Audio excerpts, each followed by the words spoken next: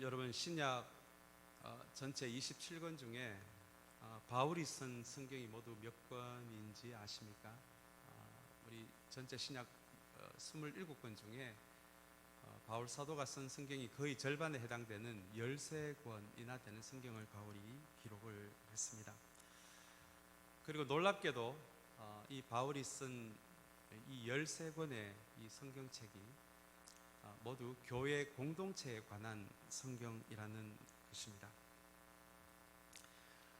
신약 성경의 절반이나 해당되는 이 성경이 모두 교회 공동체에 관한 것이라는 것이 여러분 어떤 의미로 다가오십니까? 도대체 교회 공동체가 무엇이었길래 어떻게 보면 바울은 참 신기한 것도 많이 경험하고 굉장히 신비한 그런 기적 같은 체험도 많이 했는 사람인데요. 그런 경험을 나열하기보다 왜 바울은 전체 바울이 기록한 13권의 성경을 통해서 교회 공동체에 관련된 이야기를 하고 있을까요? 여기에는 두 가지 의미가 있습니다. 첫 번째로 바울은 신앙이 태어나고 준비되고 훈련되고 성숙되는 핵심 장소를 교회 공동체로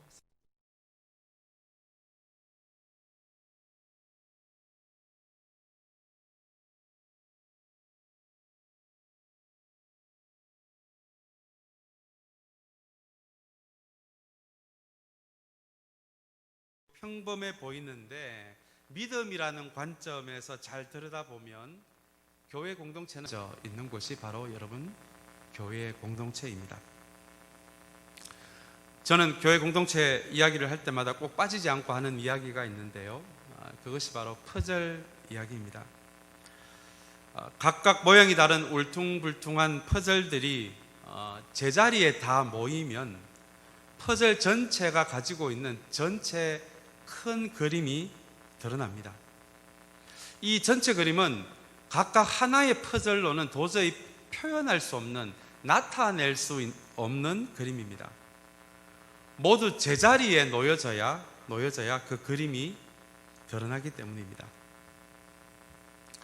교회 공동체도 마찬가지입니다. 저와 여러분 모두는 각각의 독특함을 가지고 있는 하나의 퍼즐입니다.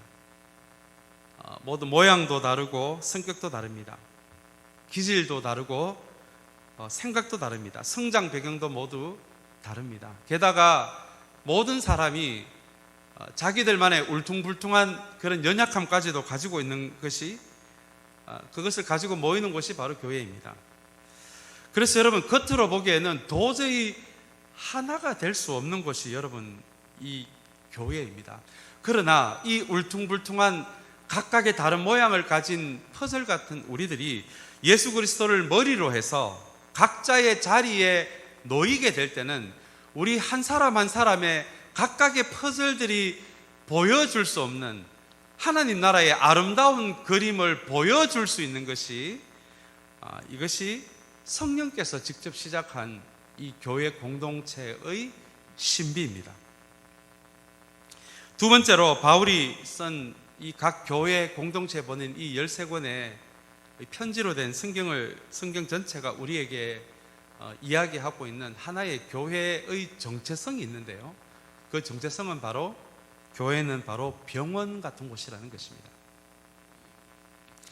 교회 공동체는 건강하고 완벽한 사람들이 모이는 곳이 아니라 바로 병든 사람들을 치료하는 병원 같은 곳이기에 어쩌면은 치유가 필요하고 회복이 필요한 사람들이 모인 곳이 바로 이 교회라는 의미가 됩니다. 많은 분들이 교회를 이상적으로 생각합니다. 교회에 어떻게 그런 문제가 생길 수 있느냐라고 그렇게 안타까워하시는 분들을 많이 만납니다. 저도 그렇게 생각하며 자랐습니다. 어떻게 교회에 그런 일이 벌어질 수가 있지? 참 그런 이야기를 많이 나누었던 것 같습니다. 그러나 지금 50년이란 세월을 겪으면서 제가 경험한 모든 교회 공동체가 가지고 있는 현실적인 모습은 모든 교회에는 문제가 있고 갈등이 있다는 것입니다. 어떻게 문제가 있을 수 있느냐가 아니라 교회는, 제가 경험한 교회는 문제와 갈등이 있을 수밖에 없는 곳이 바로 우리가 때로는 이상적으로 생각하는 교회 공동체의 모습입니다. 왜냐하면 모두 다른 사람들이 모여 있기 때문입니다. 성격도 다르고 경험도 다르고 생각도 다르고 신앙 경험도 다르고 게다가 취향도 다르고 일하는 방식도 다르고 각자가 가지고 있는 울퉁불퉁한 면까지 합쳐져서 어떻게 보면 교회는 당연히 문제가 있을 수밖에 없는 것이고 갈등이 있을 수밖에 없다라고 하는 것이 각 교회의 문제점들을 해결하기 위해서 각 교회에 보낸 바울의 이 13개의 성경이 가지고 있는 의미입니다. 아마 갈등과 문제가 없는 곳은 공동묘지밖에 없을 것 같아요. 살아있는 사람들이 모여있는 이 교회 공동체에는 당연히 문제가 있을 수밖에 없습니다. 그렇다면 여러분, 이 세상에 존재하는 모든 교회 안에 문제가 있고 갈등이 있다는 것이 기정사실이라면 우리는 교회의 교회됨을 도대체 어떻게 경험할 수 있을까요?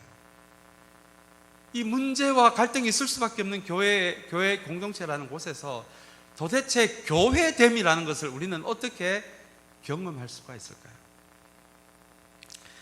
쩌빙글리 같은 교회 개혁가, 종교개혁자는 이렇게 이야기합니다.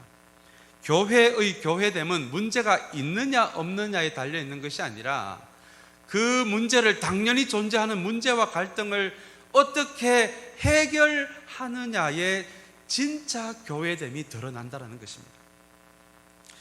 여러분, 이것은 굉장히 중요한 통찰입니다. 바울도 이것을 알았습니다. 그래서 바울은 문제가 있는 각 교회에 편지를 쓰면서 왜 교회에 그런 문제가 일어나느냐, 그렇게 꾸중하지 않았습니다.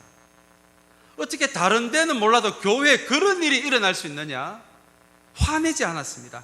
대신에 교회 공동체는 성령께서 시작하셨다라는 그 신비 앞에서 마치 수술을 앞둔 외과 의사처럼 문제와 갈등 있는 부분을 예리하게 관찰합니다. 예리하게 분석을 합니다. 그리고는 문제와 갈등 있는 부분을 영적인 원칙을 가지고, 분명한 영적인 원칙을 가지고 수술을 하고 치유를 하는 방식이 바울이 공동체를 대하는 방식이었습니다. 바울은 다른 것은 몰라도 교회의 문제와 갈등에 대해서만큼은 그냥 눈 감고 넘어가지를 못했습니다. 못 본 척 하지를 않았습니다. 분명한 영적인 원칙을 가지고 교회의 문제와 갈등들을 다루었습니다.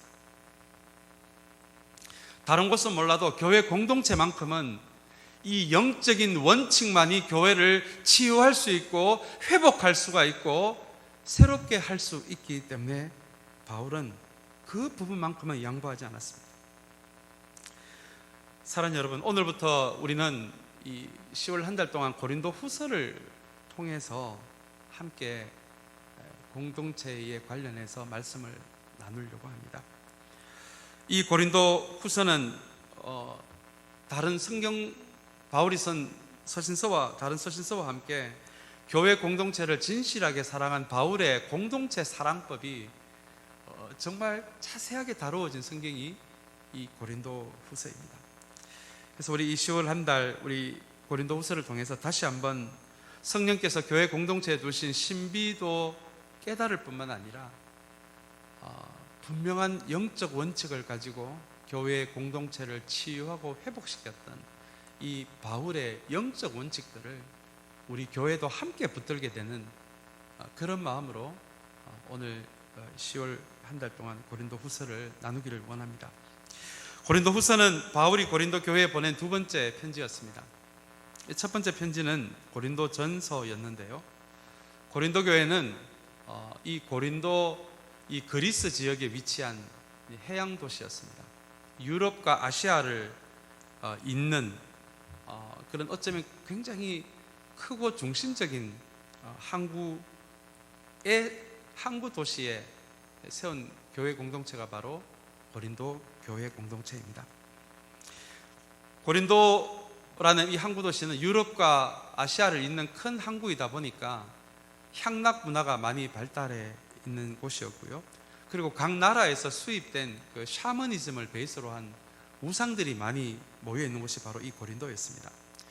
그래서 실제로 고린도라는 이 도시에는 아마 지금도 그 시대 여신을 모셨던 그런 신전이 있을 정도로 굉장히 그런 향락적인 문화를 기초로 한 여신을, 우상을 섬겼던 곳이 바로 이 고린도 지역이었습니다.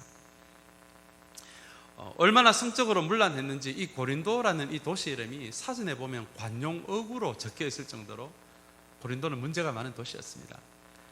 그래서 영어 사전에 관용어구에 보시면 너는 고린도 같은 인간이다 라는 이런 관용구 안에 그 말 자체는 굉장히 너는 성적으로 문란한 사람이다 라는 표현이 있을 정도로 고린도는 그렇게 성적으로 문란한 도시였습니다. 고린도 교회 공동체 같은 이 작은 공동체가 이 큰 항구 도시에 있다 보니까 이 번영과 향락과 성적 타락이 심했던 이 도시의 문화가 교회에 흘러 들어와서 실제로 바울이 전한 복음과는 다른 그런 복음의 변질이 심했던 곳이 바로 이 고린도 교회였습니다. 그래서 바울은 이전에 보냈던 고린도 전서를 통해서 이 고린도 교회 공동체의 문제를 정확하게 수술하고자 했던 것이 바로 첫 번째 편지인 고린도 전서의 의도였습니다. 그리고 우리 10월 한 달 동안 함께 나눌 이 고린도 전서는 이어서 고린도 전서에 이어서 보낸 편지인데요, 고린도 전서를 통해서 고린도 교회가 가지고 있는 많은 문제들이 해결이 되었지만 여전히 교회 안에는 거짓 교사들이 등장을 해서 변질된 복음을 가르치고 있는 상황이었습니다.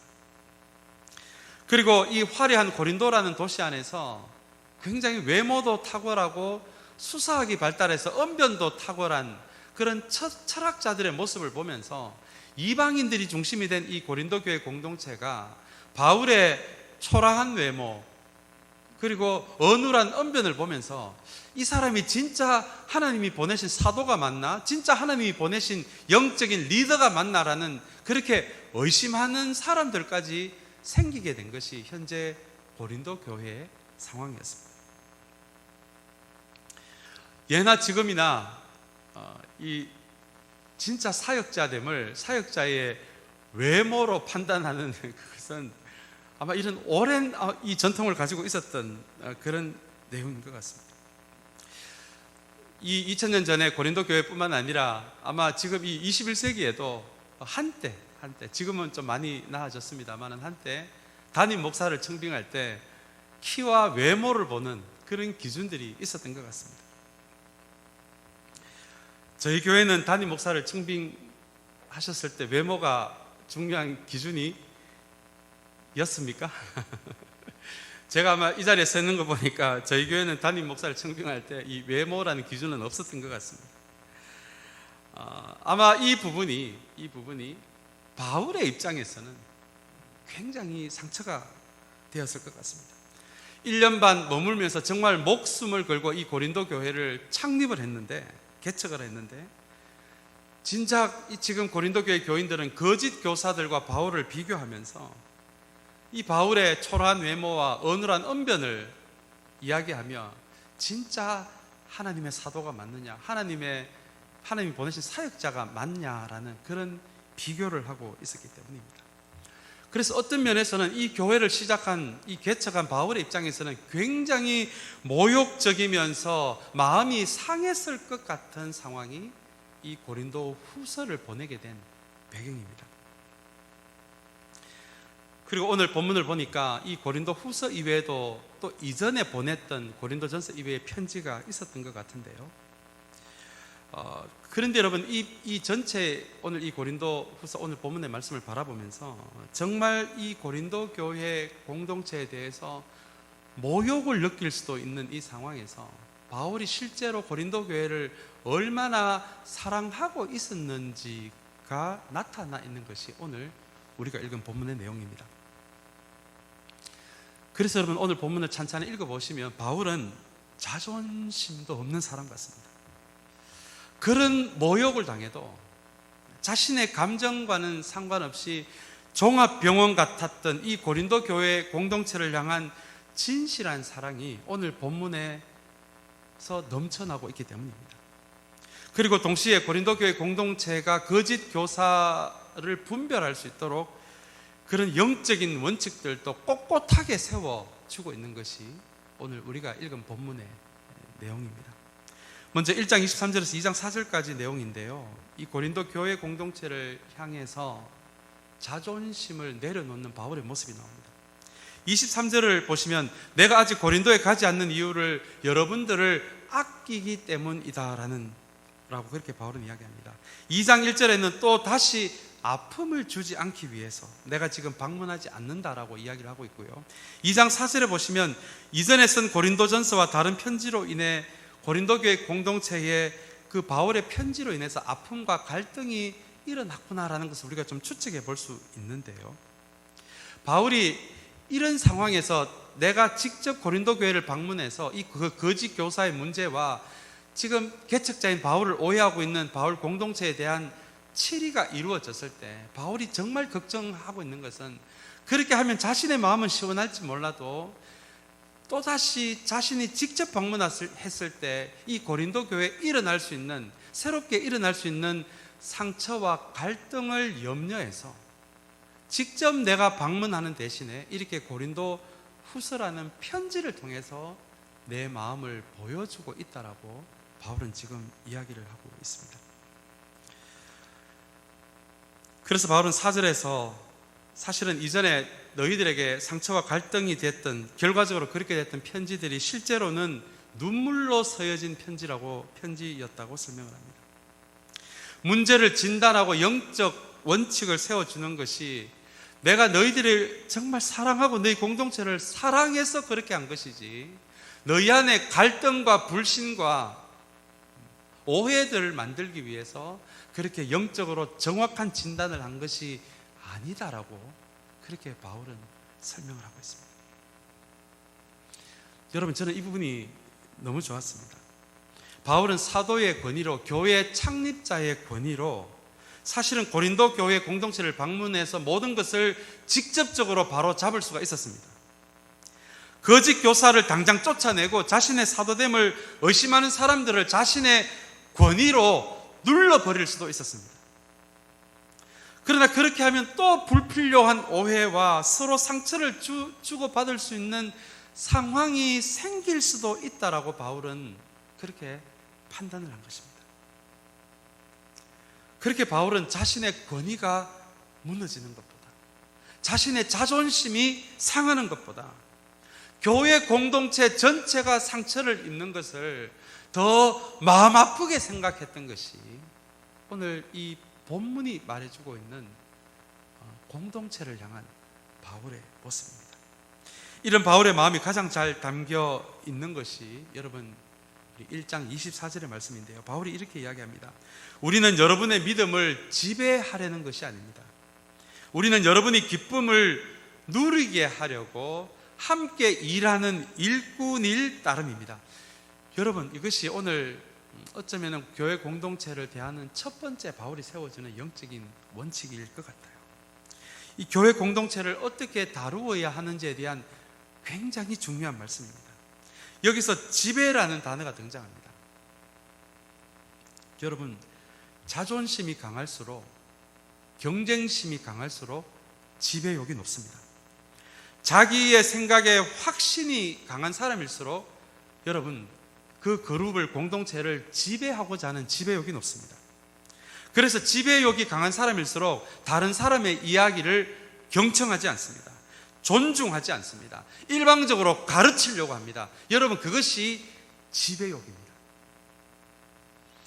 오늘 이 24절의 말씀에 의하면 바울은 내가 이 공동체를 세우고 창립했기 때문에 내가 너희들의 믿음까지도 지배하는 사람이 되고자 하는 것이 아니라, 여러분들이 정말 믿음을 스스로 발견해 갈 수 있도록 내가 함께 해 줌으로 진짜 공동체가 가질 수 있는 그 기쁨이 무엇인지 너희들이 발견할 수 있도록 나는 그저 여러분들 옆에서 함께하는 그런 사람이 되고자 한다라고 밝히는 것이, 여러분, 그것이 24절이 이야기하고 있는 공동체를 향한 바울의 마음입니다.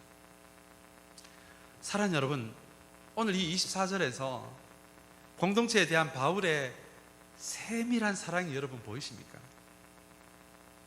교회 공동체는 신비를 품고 있는 곳이기도 하지만, 그러나 우리가 경험하는 모든 공동체는 연약한 곳이기도 합니다. 그래서 지배와 통제의 방식이 아닌 서로에 대한 세밀한 배려와 존중이 있어야 합니다. 왜냐하면 교회는 권위를 먹고 자라는 곳이 아니라, 이 연약함을 가지고 있는 모든 공동체는 서로의 연약함을 진실하게 나눔으로써 비로소 치유가 되고 회복이 되고 성장이 될 수 있는, 성숙함으로 나아갈 수 있는, 그것이 하나님이 교회에 두신 교회의 신비이기 때문에 그렇습니다.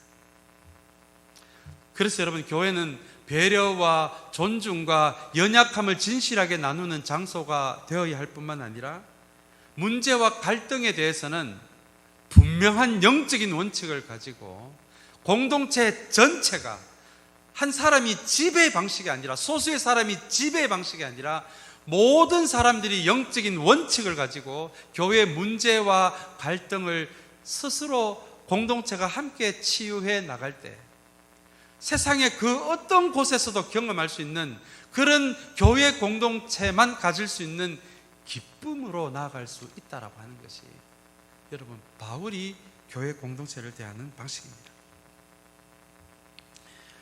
사랑하는 여러분, 우리 교회 공동체는 바울이 이야기하는 그런 세밀한 배려와 존중이 있는 공동체가 되기를 주님의 이름으로 축복합니다.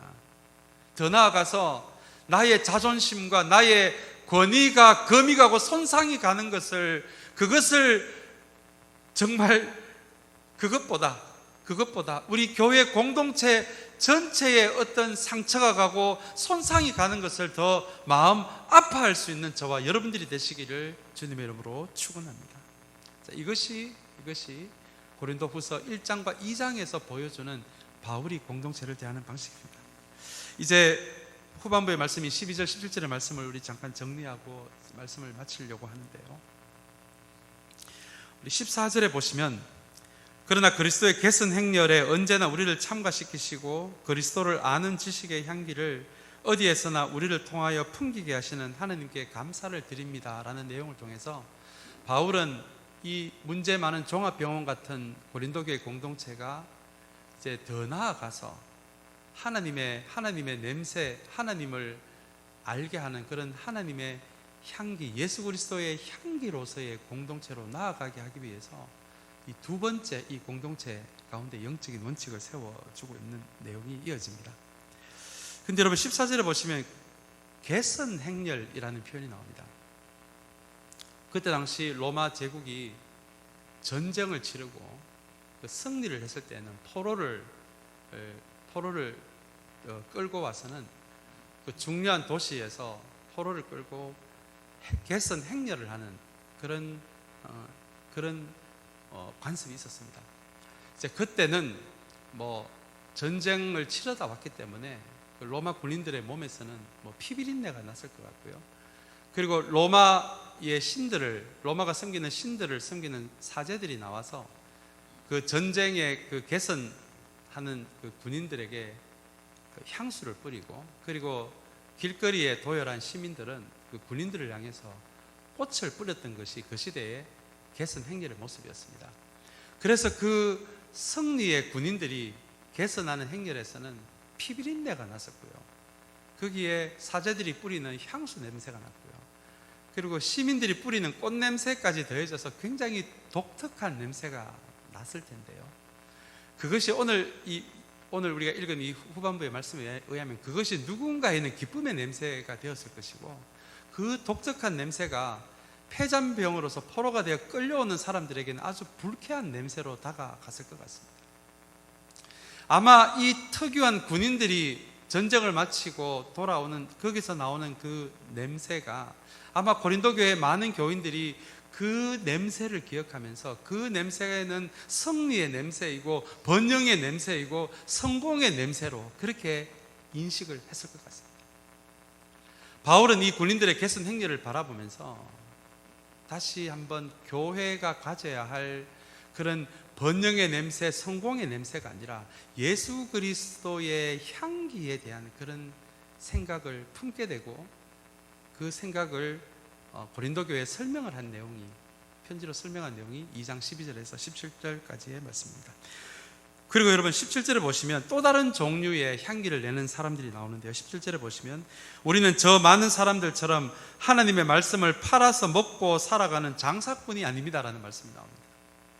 아마 이 사람들이 고린도 교회 안에서 활동하고 있었던 거짓 교사들을 의미하는 표현입니다.